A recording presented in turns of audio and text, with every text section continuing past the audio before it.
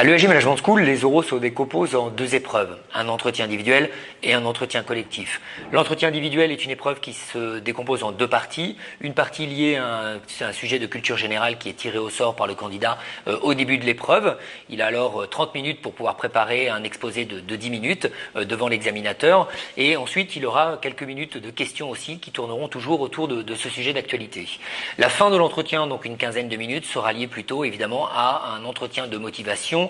Là, c'est vrai qu'il est important pour le candidat de le préparer un petit peu en amont. Les questions simples, c'est de savoir qui vous êtes, d'où vous venez, ce que vous voulez faire, quelles sont les raisons qui vous amènent à présenter l'ESG Management School.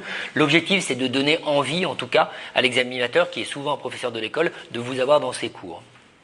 La deuxième épreuve est l'entretien collectif qui, là, comme son nom l'indique, se déroule avec plusieurs candidats, à peu près une dizaine de candidats autour de la table. Lorsque les étudiants rentrent et quand les candidats rentrent dans la salle, vous allez être affecté à un groupe, soit le groupe des pour, soit le groupe des contre, et on va vous donner un sujet dont le postulat de base sera pour ou contre, et à partir de là, vous aurez un petit temps de préparation avec votre équipe, et ensuite démarrera un débat entre les deux équipes. Les objectifs de l'entretien de groupe sont à la fois de voir un petit peu votre capacité à travailler en groupe, mais aussi d'étudier votre prise de parole en public. Alors là, encore une fois, un conseil que je vous donne, c'est qu'il n'y a pas de posture type, en tout cas, à adopter.